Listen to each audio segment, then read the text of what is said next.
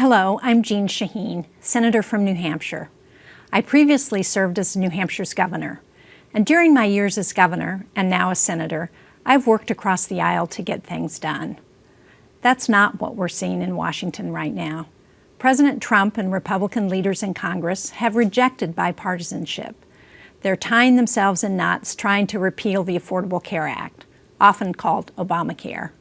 But for millions of everyday Americans, health coverage isn't about politics. It's a matter of life and death. On Monday in Concord, New Hampshire, I met with a former construction supervisor named Phil Spagnuolo. Like millions of others in my state and across America, Phil had been struggling with addiction. But thanks to the expansion of Medicaid in New Hampshire, made possible by Obamacare, he's been able to get treatment, enter recovery, and build a new life. I talked with a police officer in Laconia, New Hampshire, who's been reaching out to families struggling with substance use disorders. He estimates that of the nearly 170 families he's worked with, almost 3/4 rely on health coverage through Medicaid. The oldest rule in medicine is do no harm, but millions of Americans like Phil and those families in Laconia will be hurt by efforts to repeal Obamacare and replace it with the Republican health care plan, also known as Trump Care. This week, the nonpartisan Congressional Budget Office told us that 24 million Americans would lose their health coverage over the next 10 years, including 14 million next year.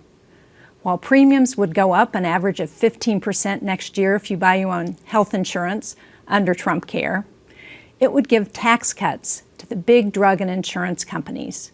And top income earners would see tax cuts of nearly $200,000 a year. Let's be clear. President Trump does not have a mandate to take away people's health coverage. In dozens of visits to New Hampshire during the campaign, he promised aggressive action to fight the opioid and heroin epidemic.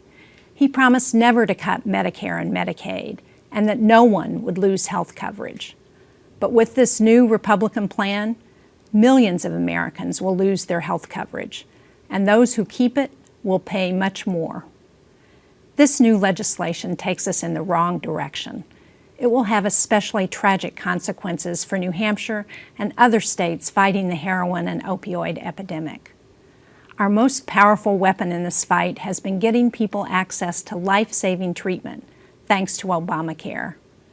Under Trump Care, 1.3 million Americans now in treatment for mental health and substance use disorders would lose their health coverage. Not surprisingly, a whole range of groups are opposing this legislation, including doctors, nurses, hospitals, and the AARP.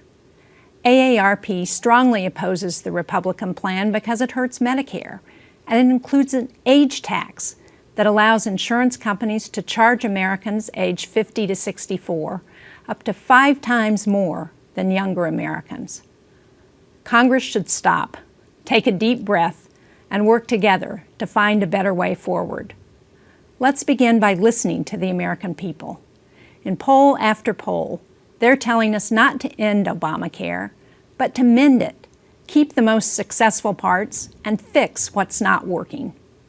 Let's listen to Republican Governor John Kasich of Ohio, whose state is also struggling with the opioid crisis.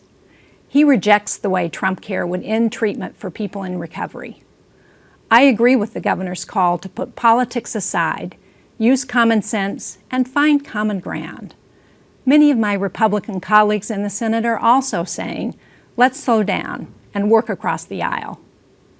Let's keep our promises to the American people so that millions do not lose their health coverage.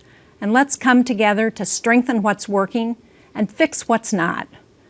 The stakes could not be higher for the health and financial security of our families. We need to get this right. And that means Republicans and Democrats working together, keeping our promises, putting people first.